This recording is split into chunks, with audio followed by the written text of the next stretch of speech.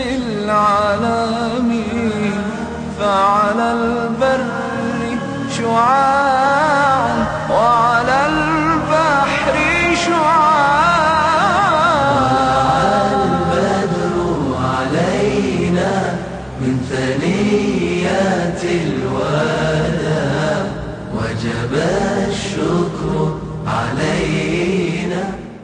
آج یہاں پر پھر سے گریس ایجوکیشنل سوسائٹی کے لیکچر ہال میں تہ دل سے استقبال کرتا ہوں. انشاءاللہ بغیر کوئی تاخیر کے ہمارے مقرر جناب کاظم صاحب جو ڈی سی بی کے پریزیڈنٹ ہے اور آئی جی پی ایس جو اسکول ہے اس کے فاؤنڈر بھی ہے، آپ کو میں دعوت دیتا ہوں کہ آپ کا بیان شروع کریں. آپ کے بیان کا عنوان ہے مسلمانوں کی 7 کمزوریاں اور ان پر ایک آفت. ان الحمد للہ حمدا طیبا کثیرا مبارکا فیہ واشهد ان لا الہ الا اللہ وحدہ لا شریک لہ واشهد ان محمدا عبد اللہ ورسولہ اما بعد فإن خير الحديث كتاب الله وخير الهدي هدي محمد صلى الله عليه وسلم وشر الأمور محدثاتها وكل محدثة بدعة وكل بدعة ضلالة وكل ضلالة في النار. فأعوذ بالله من الشيطان الرجيم. بسم الله الرحمن الرحيم. قل إن كنتم تحبون الله فاتبعوني يحببكم الله ويغفر لكم ذنوبكم والله غفور رحيم. بسم الله الرحمن الرحيم. رب اشرح لي صدري ويسر لي أمري واحلل عقدة من لساني يفقهوا قولي. السلام علیکم ورحمۃ اللہ وبرکاتہ. یعنی آپ تمام پر اللہ تعالیٰ کی سلامتی، اس کی رحمت اور برکت نازل ہو. جیسا کہ آپ جانتے ہیں کہ اس پروگرام میں جو عنوان دیا گیا ہے وہ مسلمانوں میں 7 کمزوریاں اور ایک سخت آزمائش. اللہ سبحانہ وتعالیٰ نے جو انسانوں کو دنیا میں زندگی گزارنے کے لیے بھیجا ہے تو اللہ سبحانہ وتعالیٰ نے انسانوں کو ماں کے پیٹ سے ہی فطرت دے کر بھیجا ہے. فطرت کی ایسی سمجھے کہ اللہ سبحانہ وتعالیٰ نے اس فطرت میں انسان کو اچھے برے کی تمیز دی ہے، کیا حلال ہے کیا حرام ہے اس کی تمیز دی ہے، کیا کرنا ہے کیا نہیں کرنا ہے اس کی تمیز دی ہے. اب انسان اس فطرت کو لے کر، شریعت کو لے کر دنیا میں اپنی زندگی گزارنے کے لیے رواں دواں ہے. اور اسی زندگی میں انسان جانے انجانے میں اپنے اندر چند کمزوریاں پال لیتا ہے. آج انشاءاللہ ہم ایسی 7 کمزوریوں کا جو سو تذکرہ کریں گے اپنے لیے، اور ایسی 7 کمزوریاں جس سے پناہ مانگنے کے لیے اللہ کے نبی صلی اللہ علیہ وسلم نے تعلیم دی ہے، اور ایسی 7 کمزوریاں جو گویا اگر اس سے لاپرواہی بڑھتی جائے تو ہمارے ایمان کو بھی دھکا پہنچا سکتی ہیں. آئیے 7 کمزوریاں جو ہمارے اندر ہے ٹٹولیں، اور قرآن حدیث کی روشنی میں صحابہ ہمارے سامنے ان کمزوریوں سے سامنا کرنے کا جو اسوہ رکھتے ہیں اس کو اپنائیں. سب سے پہلی اور دوسری کمزوری عام طور پہ امت مسلمہ کے اندر آج جو آ چاہیے، چھوٹے بچے سے لے کے بچیوں سے لے کے عورتوں سے لے کے بوڑھوں سے لے کے بوڑھیوں تک، پہلی کمزوری جو مسلمانوں میں آ گئی ہے وہ ہے غم، اور دوسری کمزوری ہے فکر، افسوس، صدمہ. تینوں ایک ہی قسم ہے. پہلی کمزوری جو مسلمانوں کے اندر آ گئی ہے وہ غم، اور دوسری جو سے ملتی جلتی ہوئے افسوس، صدمہ، غم یا فکر. وہ آج امت مسلمہ کے اندر یہ معاملہ ہو گیا ہے کہ زندگی کے اندر جہاں کوئی چھوٹی چھوٹی باتیں ہوتی ہیں، گھریلو معاملات کے اندر یا اسکول کے اندر ہو یا کالج کے اندر ہو یا دعوتوں میں ہو یا پڑوسیوں میں ہو، ملنے جلنے والوں میں یا خاندان میں ہو، چھوٹی چھوٹی بات جہاں کچھ لوگ ہمارے خلاف کہہ دیں یا کچھ تنقید کر دیں یا کچھ کمنٹ کر دیں یا لوگوں کو ہماری کچھ بات بری لگ جائے، چھوٹی سی غلطی ہماری لوگ اگر ہم کو انگلی دکھا دے تو وہ چھوٹی سی بات کو لے کر ہم ایک بہت بڑا ایشو بنا کر اپنے دل پر غم کے سائے بھی ڈال دیتے ہیں، صدمہ بھی لے لیتے ہیں، افسوس بھی کر لیتے ہیں، غم بھی لے لیتے ہیں اور بڑی فکر میں لگ جاتے ہیں چھوٹی سی بات کو لے کر، جبکہ اس بات کو سوچنے کے لیے ذری سی بھی ہم کو ضرورت ہی نہیں ہے، اتنی چھوٹی سی وہ بات ہوتی ہے. مثال کے طور پر اگر ہم دیکھیں، چھوٹے بچے نے اگر والدین سے مطالبہ کیا کہ بھئی مجھ کو یہ فلاں چیز چاہیے، اگر کسی فرمائش کی کسی اولاد نے والدین سے اور والدین وہ وقت پر فرمائش پوری نہ کی تو چھوٹے بچے کو دیکھیں آپ غم سے بھر جاتا ہے، فکر سے بڑھ جاتا ہے، سوچ میں آ جاتا ہے، صدمہ لے لیتا ہے، رونے لگتا ہے. کسی بیوی نے اگر شوہر سے کچھ مطالبہ کیا کہ مجھ سے میری یہ فرمائش، مجھے یہ چیزیں چاہیے، شوہر وقت پر لا کر نہ دیں یا لا کر ہی نہ دیں تو بیوی صدمہ لے لیتی ہے، بیوی غم والی ہو جاتی ہے، بیوی فکر میں ہو جاتی ہے، بیوی افسوس میں ہو جاتی ہے. کسی دعوت میں آپ گئے یا کسی آفس میں آپ کام کر رہے ہو، کسی آرگنائزیشن میں آپ کام کرتے ہو، کسی اسکول میں آپ کام کرتے ہو، وہاں کے ملنے جلنے والے اگر آپ کی کسی بات پر تنقید کر دیں یا اگر آپ پر کچھ کمنٹ کر دیں یا اگر آپ کی کچھ بات جو آپ کرے نہ ہو وہ آپ کی بات وہ آپ کے سامنے کھول کر رکھ دیں، کوئی بات اگر آپ کو بری لگنے والی ہو تو گویا کوئی کمنٹ کرنے پر ہم اس کمنٹ سے جو سو صدمہ لے لیتے ہیں، افسوس کر لیتے ہیں، فکر مند ہو جاتے ہیں، بار بار سوچ میں لگ جاتے ہیں کہ ہمارے بارے میں لوگ اس طرح کیوں کہہ رہے ہیں۔ چھوٹی سی بات ہوتی ہے لیکن اس کو بہت بڑا صدمہ بنا دیا جاتا ہے۔ ٹھیک اسی طرح کہیں آپ اسکول میں کام کر رہے ہو، آفسوں میں ہو، کالجز میں ہو یا کہیں کاروبار میں ہو یا کہیں کارخانے میں کام کرتے ہو، اگر آپ 4 لوگوں سے ملنے جلنے والے ہو، اٹھنے بیٹھنے والے ہو، یہ 4 لوگ آپ جیسا چاہتے ہیں کہ آپ کی عزت کریں، اگر یہ 4 لوگ ویسی عزت آپ کی نہ کرے تو آپ غم سے بڑھ جاتے ہیں، فکر مند ہو جاتے ہیں، صدمے میں آ جاتے ہیں، بھائی میری عزت نہیں ہو رہی ہے۔ ٹھیک اسی طرح 4 لوگوں میں آپ ملنے جلنے والے ہو، بستیوں میں ملنے جلنے والے، رشتہ داروں میں ملنے جلنے والے، خاندان میں ملنے جلنے والے ہیں، 4-5 لوگوں میں جب آپ ملتے جلتے ہیں اور آپ کو یہ محسوس ہوتا ہے کہ یہ سامنے والا مجھ سے علم میں زیادہ ہے، آپ کو یہ محسوس ہوتا ہے کہ یہ سامنے والا مجھ سے خوبصورتی میں زیادہ ہے، آپ کو یہ محسوس ہوتا ہے کہ یہ سامنے والا مجھ سے ٹھاٹ باٹ میں زیادہ ہے، تو سامنے والے کی ٹھاٹ باٹ کو، علم کو، رنگ کو، خوبصورتی کو دیکھ کر آپ غمزدہ ہو جاتے ہیں، فکر مند ہو جاتے ہیں، افسوس ہو جاتا ہے آپ کو کہ میں ایسا نہیں ہوں۔ تو زندگی میں آج امت مسلمہ کے اندر ایک بڑی جو ہے سو کمزوری یہ آ چکی ہے کہ چھوٹی چھوٹی زندگی کی باتوں کو لینا اور بڑا سا ایشو بنا کے اپنے اندر صدمہ لے لینا، غم لے لینا، بھائی میرے بارے میں ایسا بولے، میرے بارے میں ایسا بولے۔ اس کمزوری کا علاج رسول اللہ صلی اللہ علیہ وسلم نے بتایا۔ اللہ کے نبی صلی اللہ علیہ وسلم کو اللہ سبحانہ وتعالی نے زمین پر سب سے عمدہ، سب سے بہترین پروجیکٹ دے کر بھیجا۔ ایسا پروجیکٹ نہ کبھی آئے گا اور ایسا نبی نہ کبھی آئے گا۔ اللہ سبحانہ وتعالی نے رسول اللہ صلی اللہ علیہ وسلم کو دین اسلام، آخری شریعت غالب کرنے کے لیے دنیا میں بھیجا۔ جب دنیا میں رسول اللہ صلی اللہ علیہ وسلم آئے تو آپ صلی اللہ علیہ وسلم کی زندگی میں چھوٹی باتیں بھی ہوئی، بری باتیں بھی ہوئی، اٹھنے والے بانے باتیں بھی اٹھائی، رسول اللہ صلی اللہ علیہ وسلم نے صبر کرنے کا اسوہ بتایا۔ رسول اللہ صلی اللہ علیہ وسلم جب دین اسلام کا کام کر رہے تھے تو چاروں طرف سے آزمائش گھرتی چلی گئی، یہاں تک کہ آسمانی آزمائش رسول اللہ صلی اللہ علیہ وسلم کا گھر پر آئی۔ عبداللہ نام سے ایک چھوٹا سا معصوم لڑکا، ابراہیم نام سے ایک چھوٹا سا معصوم لڑکا، دونوں لڑکوں کا انتقال ہو گیا۔ دیکھیں زندگی میں چھوٹی چھوٹی باتیں جب وہ لوگ اٹھاتے تو ہم صدمہ لے لیتے۔ رسول اللہ صلی اللہ علیہ وسلم جو عظیم ترین کام کے لیے اٹھے ہیں، لوگ تو پیچھے ہوتے ہی ہے، کوئی عام کام آپ کر رہے ہیں تو لوگ تاک میں رہتے کہ ذرا کچھ غلطی کرا تو بات آسمان کو کچھ چھال دینے کے لیے، موقع کی تاک میں لوگ لگ رہے تھے، ذرا کچھ کرے کو دیکھے بہت اڑ کے جا رہے تھے، ایسا ہو گیا ان کا کام۔ رسول اللہ صلی اللہ علیہ وسلم کے جب دونوں بچوں کا انتقال ہوا تو مشرک مکہ نے اس بات کو آسمانوں تک اچھالتے ہوئے کہا یہ شخص ابتر ہو گیا، مطلب یہ شخص ایسا ہو گیا گویا اس کی آنے والی نسل میں کوئی اولاد نہیں ہوگی۔ سارے عرب کے اندر ابتر پھرتے جو سو پکارنا شروع کرتے چلے گئے۔ دلی تکلیف والی بات ہے، معمولی بات ہے، ہم میں سے ہر ایک کا گھر میں کوئی چڑھانے والا نام ہوتا ہے۔ کوئی اگر آپ کو چڑھانے والے نام سے پکار دے تو یا تو گلاس ہے سامنے تو گلاس سے مار دیں گے یا منہ میں گالی ہے تو گالی دے دیں گے، لیکن رسول اللہ صلی اللہ علیہ وسلم کا اتنا عظیم کام، زمین پر اتنی عظیم شخصیت، ان کو پکارا جاتا ہے ابتر، تمہاری اب نسل ہی کبھی نہیں شروع ہوگی۔ لیکن اللہ کے نبی صلی اللہ علیہ وسلم صبر کا مظاہرہ کرتے چلے گئے۔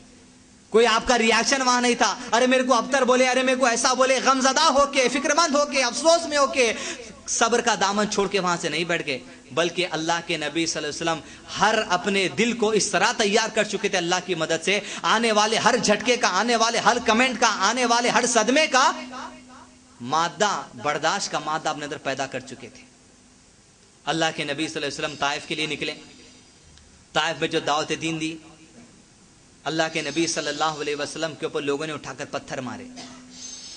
4 لوگوں کے سامنے اگر آپ کو کوئی کالج کے اندر یا آفس کے اندر کوئی سامنے کچھ چیز رکھی ہے اٹھا کر پھینک دے غصے میں آ کر، آپ کا دل کیا بولے گا اندازہ لگائیے۔ ارے بھائی کچھ بول دیتے زبان سے اچھا تھا، 4 لوگوں کے سامنے میرے کو چیز اٹھا کے پھینک کے مار دی۔ اللہ کے نبی صلی اللہ علیہ وسلم کے ساتھ اللہ کے نبی صلی اللہ علیہ وسلم کے صحابی ہیں، پتھر اٹھا کر پھینک کر رسول اللہ صلی اللہ علیہ وسلم کر مارا جاتا ہے، یہاں تک کہ صحابی زید رسول اللہ علیہ وسلم کو لپٹ لیتے ہیں اور پتھر آ کے زید کے سر پر لگتے ہیں اور اللہ کے نبی صلی اللہ علیہ وسلم فوری سے وہاں سے نکل جاتے ہیں۔ گویا ایک آدمی اس کے صبر کو ہلا جا رہا ہے، सदमे पे सदमा दिए जाने की कोशिश जारी, लेकिन अल्लाह के नबी सल्लम हर पत्थर को बर्दाश्त चले गए, लेकिन गमज़दा नहीं हुए, फिक्रमंद नहीं हुए, अफसोस आपको नहीं हुआ। आप जो सो गम अपने अंदर ना लिए कि भाई ये काम करने का ये अंजाम मुझको मिल रहा है, बल्कि अपने सारे गम का जो इज़हार किए अल्लाह के नबी सल्लम अल्लाह की ज़ात से करते हैं। एक बगीचे में बैठकर अल्लाह के नबी सल्लम अल्लाह की तरफ हाथ उठाकर कहते हैं, मेरे परवरदिगार, मैं तेरे चेहरे के उस नूर की पनाह चाहता हूं जिससे सारे अंधेरे उजाले में तब्दील हो गए, मुझको बचा ले, मुझको बचा ले, मेरे ऊपर रहम फरमा। गमज़दा नहीं हो गए, अल्लाह ये कैसे काम में मुझको भेज दिया, अब ये काम मैं छोड़ रहा हूं, बेफिक्र ऐसी हो गई कि काम मैं छोड़ रहा हूं। सदमा ने ले लिए, गम ने ले लिए, फिक्र ने ले लिए, बल्कि हर फिक्र को, हर सदमे को सीधा अल्लाह के ऊपर तवक्कुल रखते हुए जिंदगी में आगे बढ़ते चले गए। कहा, अल्लाह तेरे चेहरे के नूर की पनाह चाहता हूं जिससे अंधेरे रोशन हो जाते हैं, मेरी मदद कर दे। जिंदगी में अक्सर होता यूं है, कोई आदमी को आपको कुछ कमेंट कर दे, आपके ऊपर कुछ तनखीद कर दे जिससे आपकी दिल आजरी हो, तो सकता हम ये समझते हैं, भाई फिक्रमंद हो जाते हैं, भाई चार के सामने हमारे को ऐसा बोल दिया, चार के सामने हमारी कोई इज्जत ही नहीं रही। इस बात को वाज़े तौर पर लिख लीजिए, हमारी इज्जत किसी की तनखीद से नहीं गिरती, हमारी इज्जत किसी के कमेंट करने से नहीं गिरती, इसलिए कि अल्लाह ने एक ऐसी इज्जत वाली चीज हमको अता कर दी है। उमर बिन खत्ताब रज़ियल्लाहु अन्हु जब फलस्तीन फतेह करने के लिए, बैतुल मुक़द्दस की कुंजियां लेने के लिए फलस्तीन की तरफ गए, तो मुसलमान सहाबा जो वहां पहले ही कुछ दिन से मौजूद थे, हजरत उमर का इस्तकबाल करने के लिए खड़े हो गए, एक तुर्की घोड़ा लेकर और चंद बेहतरीन लिबास लेकर। उस तुर्की घोड़े को और रेशमी बेहतरीन लिबास को उमर बिन खत्ताब के सामने पेश किया गया, ये कहकर के आप ये तुर्की घोड़े पर बैठ जाइए, ये मैले घोड़े को उतार दीजिए और बेहतरीन कपड़े आप जो सो पहन लीजिए। इसलिए ताकि जो फलस्तीन के हुक्मरान इस वक्त वहां के यहूदियों के सरदार, उनको पता चले कि हमारे भी अमीर क्या ठाट बाट वाले हैं। अमीरुल मोमिनीन ने उस वक्त सारी उम्मत से खिताब कर कर एक बात फरमाई। अमीरुल मोमिनीन ने कहा है, मेरे लोगों इस बात को जान लो, अल्लाह ने जो हमें इज्जत दी है वो सिर्फ इस्लाम की वजह से दी है, और अल्लाह को छोड़कर किसी कपड़े या किसी घोड़े से हमको इज्जत तलब करनी ही नहीं चाहिए। जो इज्जत दिया है अल्लाह इस्लाम की वजह से दिया है, किसी की तनखीद करने से, किसी के कमेंट करने से गमज़दा होने की जरूरत नहीं है, सदमा लेने की जरूरत नहीं है, फिक्रमंद होने की जरूरत नहीं है, अफसोस करने की जरूरत नहीं है। अगर अफसोस करना है उस वक्त की जगह आपका ईमान आपसे चले जाए। किसी के कमेंट करने से हमारा ईमान नहीं जाता, किसी के तनखीद करने से हमारा ईमान नहीं जाता, बल्कि अल्लाह ने हमारी इज्जत को बढ़ा दिया है, इस्लाम से हमको नवाज कर। इस्लाम से अल्लाह ने हमको इज्जत दी है, किसी और चीज से इज्जत गिरने वाली नहीं है, और ना किसी और नाम से, किसी और वाहवागिरी से इज्जत कमाने का सोचना भी नहीं है। क्यों? मन खाना युरीदुल इज्जता, जो कोई तुम में से इज्जत कमाना चाहता है, जो कोई तुम में से इज्जत का तलबगार है, वो वाज़े तौर पे जान ले। अल्लाह ताला फरमाते हैं, मन खाना युरीदुल इज्जता फलिल्लाहिल इज्जतु जमिया, के इज्जत सारी की सारी अल्लाह की, किसी और की नहीं। सिर्फ अल्लाह की जात का हक है इज्जत के लिए, बस वो जिसको चाहे इज्जत दे, वो जिसको चाहे जलील कर दे। इज्जत अल्लाह के हाथ में है। छोटे छोटे मामलात को लेकर ऑफिसों में, कारखानों में, यहां पर वहां पर, जहां कहीं भी आप जाते हो, छोटे से बातों को लेकर बड़ा बदकम्मा बना के रखो, अपने दिल पे गमज़दा मत हो जाइए, सदमे मत लो, अफसोस मत लो। जिंदगी में ऐसे जिगर को आपको तैयार करना है, हर आफत का सामना करते हुए तवक्कुल अल्लाह से आगे बढ़ते चले जाना है। तो पहली दो कमजोरियां जो मुसलमानों के अंदर आगे, पहला ये कि गम, हर छोटी छोटी बात को जो सदमा ले लेना। दूसरा ये कि अफसोस, फिक्र, सदमा लेते हुए हम जो जिंदगियां जो गुजार रहे हैं, ये चीज़ों को हटा देना चाहिए। बड़े ही जो सो खुव्वत वाले, बड़ी इस्तिकामत और सब्र वाले हमको बनना है। तीसरी और चौथी कमजोरी जो मेरे और आपके अंदर आ गई है वो ये है आजिजी। किसी दूसरे को हम मोहताज समझ रहे हैं, किसी दूसरे का हम अपने आप को मोहताज बना चुके हैं। आजिजी, ये बहुत बड़ी कमजोरी हमारे अंदर आ गई। अपने आप को हम अल्लाह का आजिज रखने का छोड़कर किसी और का आजिज बनाते चले जा रहे हैं।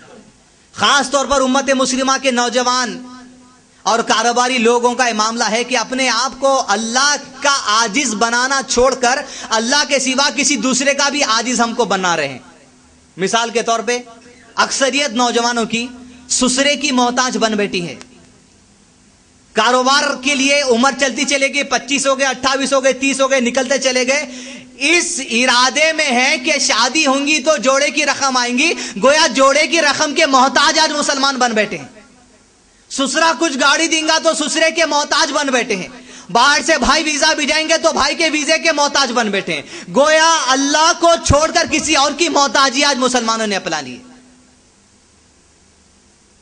लोगों के जराए को भी मोहताजी बना बैठे हैं और अल्लाह की जात को छोड़कर कभी मुसीबत आ जाए, कभी आजमाइश आ जाए, कभी तंगी आ जाए, कारोबार में तरक्की चाहिए, अल्लाह की जात को छोड़कर घरों के अंदर बरकत के लिए बोबुल की कांटी के मोहताज बन बैठे हैं। अल्लाह की जात को छोड़कर बच्चा एग्जाम में कामयाब होने के लिए तावीज के मोहताज बन बैठे हैं। दूल्हा शादी खाने से जो सो निकल कर घर को जाने के लिए, घर से शादी खाने को जाने के लिए इमाम जामीन 1 रुपए के सिक्के के मोहताज बन बैठे कि 1 रुपए का सिक्का है जो घर से लेकर शादी खाने तक नौशा की हिफाजत करेगा। मतलब यह है कि घर से लेकर शादी खाने तक अल्लाह का कुछ भी जो सो वो नहीं है, लिहाजा इमाम जामीन है जो इसको बचा सकेगा। गोया ये बात हो गई कि इमाम जामीन के मोहताज आज मुसलमान हो गए, तावीज के मोहताज मुसलमान हो गए, बोबुल की कांटी के मोहताज मुसलमान हो गए, दुकान के अंदर बदबद चाहिए तो घोड़े की नाल के मोहताज मुसलमान आज हो गए। इस तरह जो सो पलीते पलातों के जो सो मुसलमान मोहताज हो चुके हैं। अल्लाह की जात के मोहताज होना मुसलमान को है, लेकिन इंतहाई बड़ी कमजोरी आ चुकी है। या तो ससुर के मोहताज हो गए, या तो जोड़े की रकम के मोहताज हो गए, या तो जो सो अल्लाह की जात को छोड़कर तावीज गंडे पलीते बोबुल की कांटी और जो घोड़े की नाल के मोहताज बन बैठे।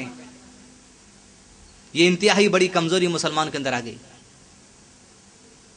सहाबा रसूलुल्लाह सल्लल्लाहु अलैहि वसल्लम अपने हर काम के लिए अल्लाह के मोहताज थे, सिर्फ उसकी मोहताजी, उसी के मोहताज हैं बस, उसके सिवा किसी और के मोहताज नहीं। और दूसरी जो हमारे अंदर कमजोरी आ गई, मोहताजी और कसाली, सुस्ती, काहेली, चौथी कमजोरी जो मेरे और आपके अंदर आ गई। छोटे बच्चे से लेके बूढ़े तक देखिए आप, हर कोई सुस्ती में मुब्तला है। छोटे बच्चों का सुबह के वक्त स्कूल जाने से 15-20 मिनट पहले उठना, सुस्ती काहेली उसके अंदर। स्कूल जब हम चलाते तो पता चलता है कि छोटे बच्चों को वालिदैन 5 रुपए का बिस्किट का पूड़ा, 2 रुपए का बिस्किट का पूड़ा दिलाकर भेज देते हैं। इससे औरतों की कसाली, औरतों की सुस्ती मालूम होती है कि सुबह में उठ के पकाने को उनको सुस्ती जान पे है। दुकानों का मिजाज अलग है, कारोबार का मिजाज अलग है। दुकानों का मिजाज तो चौतरफ मार्केट ऐसी बन गई है कि 10 बजे, और रमजान की मार्केट तो 12 बजे।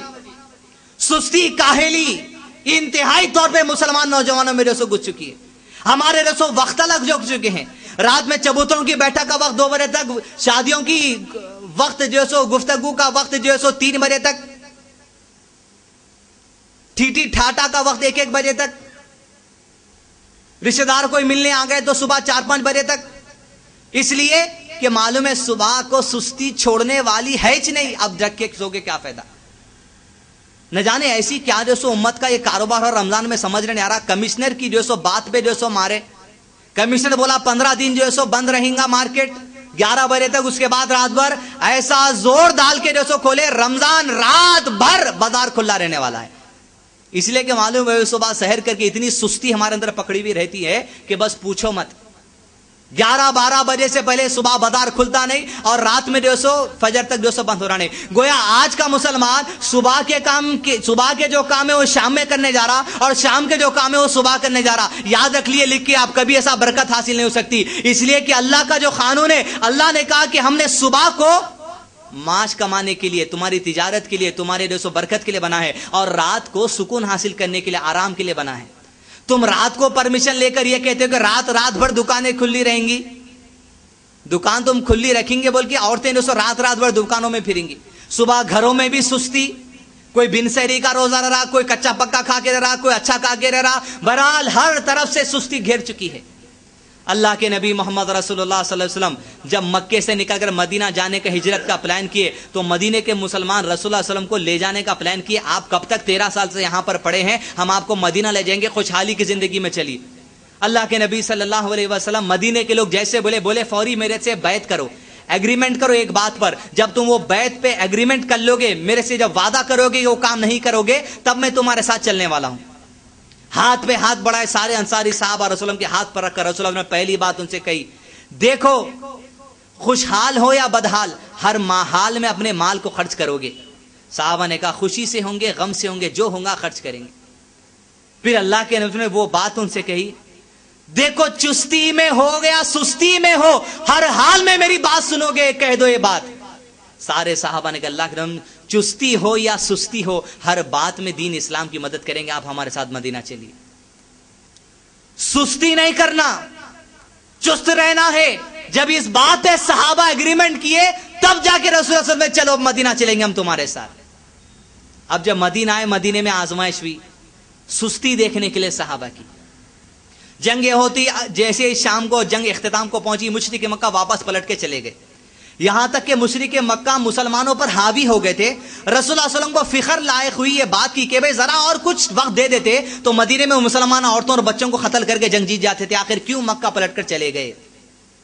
رات بھر سوچتے رہے, رات بھر نیند نہیں ہے رسول اللہ صلی اللہ علیہ وسلم کو. آخر کیا وہ وجہ تھی جو پلٹ کر لوگ چلے گئے؟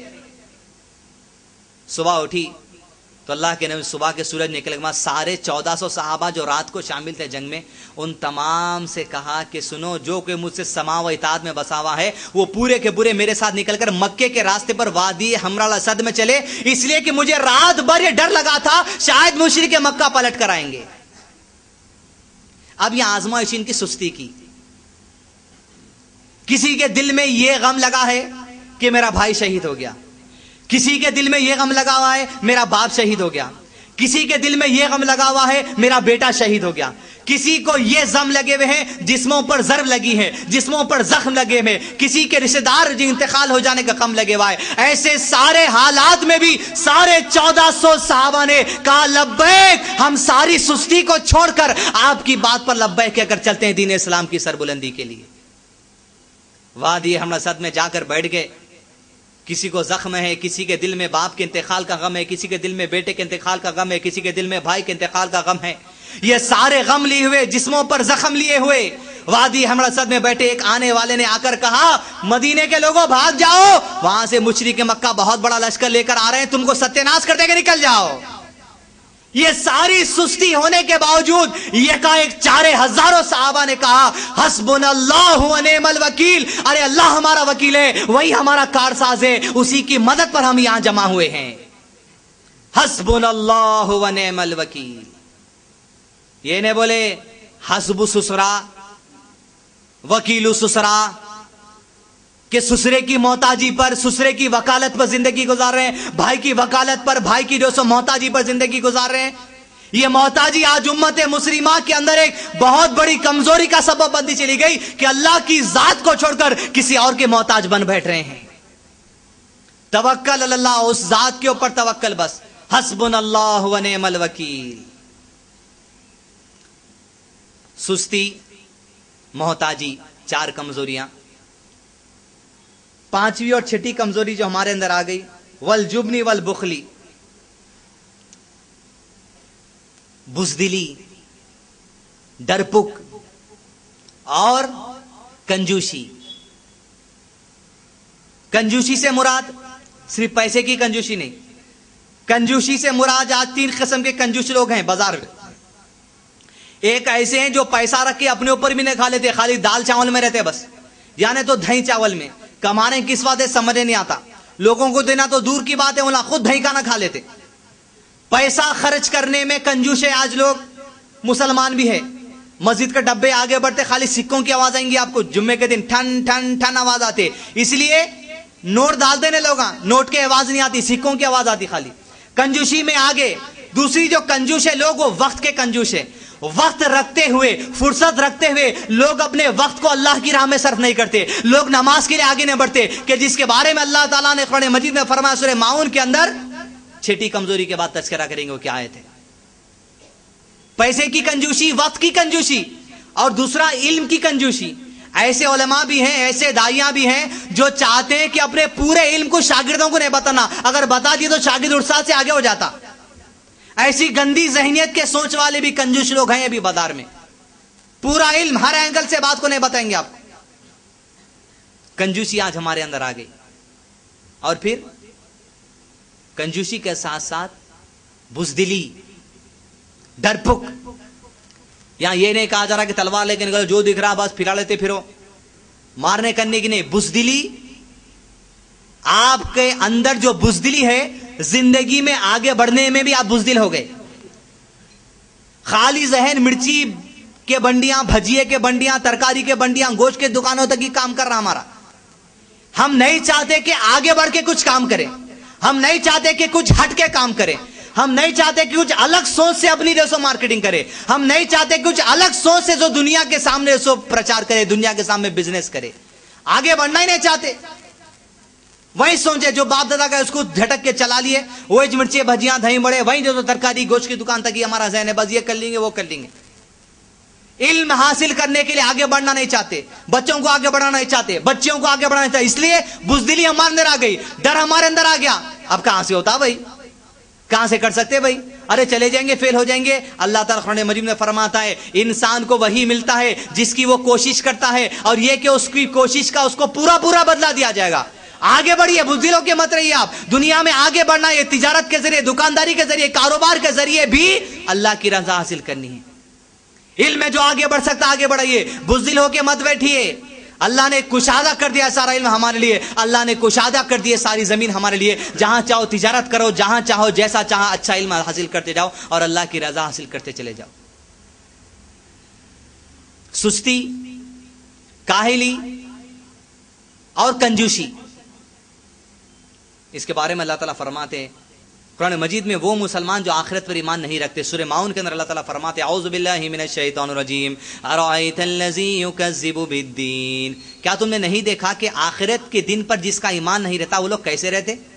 وہ ایسے رہتے ہیں, کنجوس ہوتے ہیں جو وقت کو خرچ نہیں کرتے. کیسا؟ فویل للمصلین الذین هم عن صلاتهم ساہون. ارے ایسے نمازیوں کے لیے افسوس ہے جو اپنی نمازوں سے غفلت برتتے ہیں. وقت ہونے کے بعد وقت سے کنجوسی کر کے نماز کو نہیں جاتے. عورتیں نے سو گھروں کے اندر ترکاری کاٹنے میں, فروٹ کاٹنے میں, یہ کٹانے میں جو اپنی کنجوسی کرتے وقت کو نہیں دیتے. گھر میں فری ٹائم رہنے کے باوجود سوتے ہوئے وقت کو گزارتے ہیں. کنجوسی جو کرتے ہیں لوگ, ایسے نمازیوں کے لیے ویل ہے کہا اللہ نے. افسوس ہے, بعض علماء نے کہا ویل جہنم کی ایک ایسی جگہ ہے جہاں سے خود جہنم پناہ مانگتی ہے. فویل للمصلین, جو نمازوں سے غفلت برتتے ہیں, اور الذین هم عن صلاتهم ساہون الذین هم یراؤون ویمنعون الماعون, اور معمولی ضرورت کی چیزیں لوگوں کو جو نہیں دیتے ایسے لوگ بھی قیامت پر ایمان نہیں رکھتے. مطلب جو کنجوس ہیں پیسے کے معاملے میں, لوگوں کو ضرورت کی چیزیں دینے کے معاملے میں, مرچی نمک آٹا چاول دینے کے معاملے میں جو کنجوس ہے, وقتیہ ضرورت پہ جو معمولی پیسے دینے کے معاملے میں جو کنجوس ہے, یہ وہ لوگ ہیں جو آخرت کے دن پر ایمان نہیں رکھتے. یہ 6 کمزوریاں ہمارے اندر آ گئی. اور 7ویں اہم کمزوری قرض, جو مسلمانوں کے اندر آ گئی. آج گویا امت مسلمہ کا اکثریت طبقہ, خاص طور پہ نوجوانوں کا طبقہ, قرض کو اپنی بہت بڑی کمزوری بنا لیا. جیسے مسلمان کے مہینے کا آغاز ہوتا, عام لوگوں کے جیسا آغاز ہوتا, جیسا مہینے کی پہلی تاریخ آتی پورا میٹر ہمارے سامنے پھرتا کہ یہ مہینے میں کیا کیا قرضے بننے. پہلے کریڈٹ کارڈ کا بل بھرنا ہے, اس کے بعد میری گاڑی کا انسٹالمنٹ بھرنا ہے, اس کے بعد داماد کی گاڑی کا انسٹالمنٹ بھرنا ہے جو دہیج میں دیے سو, پھر اس کے بعد وہ چھٹی یہ مہینے کی جو آ گئی تاریخ 10 تاریخ چھٹی کے پیسے دینا ہے, اس کے بعد جو سو وہ صاحب سے ادھار لیے تھے اور اس کو بچی کپڑے لینے کے وہ دینے کا ہے, اس کے بعد شادی کے واسطے جو رہن سینٹر گئے تھے شادی کے پیسے دینے کا ہے. جیسا مہینے کا آغاز ہوتا 6-7 چیزیں مسلمانوں کے ذہن کے سامنے چکر کرتے رہتے کہ بھائی یہ قرضہ دینا, یہ قرضہ دینا, یہ قرضہ دینا. گویا قرض سے محبت ہو گئی اور بڑا فخر سمجھ رہے ہیں آج کے مسلمان. گویا ترکاری بھی ادھار خرید رہے ہیں, ترکاری بھی کریڈٹ کارڈ پہ خریدی جا رہی.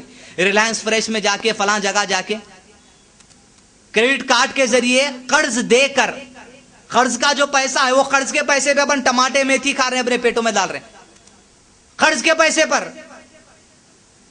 گویا قرض کے محتاج آج مسلمان اپنے آپ کو کر بیٹھ رہے ہیں. قرض کے بغیر کوئی دکھ رہا نہیں. جو پیسے والے لوگ ہیں وہ بھی قرضوں میں کپا ہے, اور جو پیسہ جس کے پاس نہیں ہے انہیں بھی جو سو خوش رہنے کے بجائے پیسوں میں کپا ہے.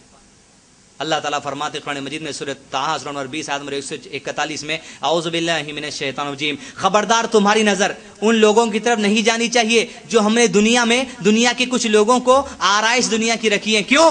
وَرِزْقُ رَبِّكَ خَيْرٌ وَأَبْقَىٰ, سنو تیرے رب کا دیا جو کچھ تیرے پاس ہے بہت بہتر اور باقی رہنے والا ہے. تو رکشے والا ہے خیر وابقا, تو آٹو والا ہے خیر وابقا, اور اللہ جو دیتا ہے اس میں 2 چیزیں, ایک ہے خیر, ایک ہے ابقا. آپ قرضے لے کے, کریڈٹ کارڈ لے کے, چھٹیاں لے کے, یہ لے کے, وہ لے کے, یہاں کر کے, وہاں کر کے, بظاہر آپ شادی کو خیر بنا سکتے تھوڑی دیر کے لیے, لیکن آپ کی شادی میں ابقا نہیں ہو سکتا. خیر کہتے ہیں جو چیز خیر ہے, ابقا یعنی باقی رہنے والی, جس میں برکت ہوتی ہے. وہ جو اللہ کا مال دیا ہوا ہوتا ہے اس میں خیر بھی ہے, اس میں برکت بھی ہے. لیکن اللہ کے دیے ہوئے مال سے چھوڑ کر جو حرام طریقوں سے قرضوں کے ذریعہ واہ گیری کے لوگوں میں کرتے ہیں, وہ خیر ہو سکتا ہے چند لمحوں کے لیے, لیکن اس میں ابقا نہیں ہو سکتا. قرض کے بارے میں کیا فرمایا اللہ کے نبی صلی اللہ علیہ وسلم نے؟ سب سے اچھی موت بھی اگر اپنے کو مل گئی شہادت. اور اگر قرض باقی ہے، رسول اللہ صلی اللہ علیہ وسلم نے کہا قرض کو چھوڑ کر ایک شہید کے سارے گناہ معاف کر دی جاتی، لیکن قرض ویسی طرح اٹکا رہتا ہے جب تک کہ کوئی آدمی اس کا قرض ادا نہ کر دے. اللہ کے نبی صلی اللہ علیہ وسلم نے قرض داروں کی نماز جنازہ بھی نہیں پڑھائی. جب کوئی صحابی آ کر کہتے اللہ کے نبی آج سے قرضوں کی ذمہ داری میری ہے، تب رسول اللہ آگے بڑھتے نماز پڑھانے کے، لیکن قرض دار کی نماز تک نہیں پڑھائی. اور اللہ کے نبی صلی اللہ علیہ وسلم کیسا ڈر لگا رہتا تھا قرض دار بنے رہنے سے. اللہ کے نبی صلی اللہ علیہ وسلم کی زندگی کے جب آخری دن آئے 2 دن پہلے، رسول اللہ سر پر ٹائٹ سفید کپڑا بند کر آپ صلی اللہ علیہ وسلم مسجد نبی ممبر پر جا کر بیٹھ گئے اور 3 قسم کے قرضے رسول اللہ صلی اللہ علیہ وسلم نے اتارے. پیسے کا قرضہ نہیں، 3 قسم کے قرضے رسول اللہ صلی اللہ علیہ وسلم نے اپنے اتارے. ممبر پر بیٹھ گئے، پہلے اپنے صحابی سے کہا میرے صحابہ جو میرے سامنے بیٹھے ہو، اگر میں نے اپنی زندگی میں کبھی تمہاری پیٹھ پر کبھی جانے انجانے میں کوڑا مارا ہے، آج محمد صلی اللہ علیہ وسلم کی پیٹھ تمہارے سامنے حاضر، وہ قرضہ اتار لینا. گویا رسول اللہ نے یہ قرضہ اتارا دنیا سے جانے سے پہلے. اگر کسی کو میری طرف سے کچھ تکلیف ہوئی تو بھائی وہ تکلیف کو دور کر لو، میری بدلہ لے لو، قیامت کے دن نہ پکڑنا. دوسرا قرضہ جو رسول نے اتارا، کہا لوگوں سے اے میرے لوگوں، اگر میں نے اپنی زندگی میں کبھی تمہاری بے عزتی کی ہے تو آج محمد کی عزت شامل ہے، مجھے بھی بے عزت کر دینا. تیسرا قرضہ رسول میں اتارا، اے میرے صحابہ اگر میں تمہارے کچھ قرضہ کچھ روپیہ باقی ہوں تو آج مجھ سے لے لینا. ایک صحابی نے اٹھ کر کہا اللہ کے نبی آپ میرے 3 دینار باقی ہے، 3 درہم باقی ہے. گویا اللہ کے نبی صلی اللہ علیہ وسلم کے 2 پہلے سوالات سے کوئی جواب نہیں آیا. گویا وہاں پر رسول اللہ علیہ وسلم کی پاک دامن زندگی کا جو سو مثال ہمارے سامنے آ گئی. نہ کسی کی پیٹھ پہ کوڑا مارا زبردستی، نہ کسی کی بے عزتی نبی صلی اللہ علیہ وسلم نے کی، اس لیے کوئی آواز وہاں پر نہیں آئی. لیکن پیسوں کے معاملے باقی تھے. اللہ کے نبی صلی اللہ علیہ وسلم نے کہا ابو بکر میری طرف سے 3 درہم عطا کر دے. ابو بکر نے ادھر ادا کیا، ادھر زبان سے ایسے کلمات نے رسول اللہ علیہ وسلم کے کہا ابو بکر مال کے معاملے میں جو تیرا احسان مجھ پر ہے، یہ احسان میری طرف سے اللہ تیرا ادا کرنے والا. اور بکر یاد رکھ میں اللہ کے بعد اگر کسی کو دوست کسی کو ولی مانتا ہوں تو ابو بکر تو میرا دوست ہے. یہ ہے قرض کا معاملہ. اللہ کے نبی اس طرح ڈرتے تھے قرضوں کو ادا کر دینے سے، اس لیے کہ شہادت کی موت بھی مل گئی تو قرض اسی طرح اٹکا ہوا رہتا. عنوان ہے 7 کمزوریاں جو آپ کے سامنے آ چکی ہیں، اور آخری حصہ عنوان کا ایک سخت آزمائش. ایک ایسی سخت آزمائش جس میں آج امت مسلمہ دنیا بھر میں گھری ہوئی ہے. ایک ایسی آزمائش جس میں آج دنیا کے اکثر مسلمان گھرے ہوئے ہیں. سیریا کے مسلمان اسی آزمائش میں گھرے ہوئے ہیں، عراق کے مسلمان اسی آزمائش میں گھرے ہیں، فلسطین کے مسلمان اسی آزمائش میں گھرے ہوئے ہیں، افغانستان کے مسلمان اسی آزمائش میں گھرے ہوئے ہیں، برما کے مسلمان اسی آزمائش میں گھرے ہیں، آسام کے مسلمان اسی آزمائش میں گھرے ہیں. ایسی سخت آزمائش اللہ کی طرف سے آتی ہے کہ اللہ دوسری قوموں کو مسلمانوں پہ مسلط کر دیتا ہے. 8 سال سے افغانستان میں دوسری قومیں مسلط ہیں، 2 مہینے سے برما میں دوسری قومیں مسلط ہیں، 2 ہفتوں سے آسام میں دوسری قومیں مسلط ہیں، عراق میں 4-6 سال سے دوسری قومیں مسلط ہیں، سیریا کے اندر 1 سال سے دوسری قومیں مسلط کر دی گئی ہیں، نائجیریا کے اندر، صومالیہ کے اندر، سوڈان کے اندر دوسری قومیں مسلمانوں پر مسلط کر دی گئی ہیں. وقت آ چکا ہے کہ آپ اپنے ذہن کو وسیع سوچ والا بنا دیں. وہ حالات جو دنیا کے اندر ہے وہ حالات ہندوستان میں بھی آ سکتے ہیں. آپ کے اوپر آپ کے گناہوں کی وجہ سے، آپ کے برائیوں کی وجہ سے دوسری قومیں مسلط ہو سکتی ہیں.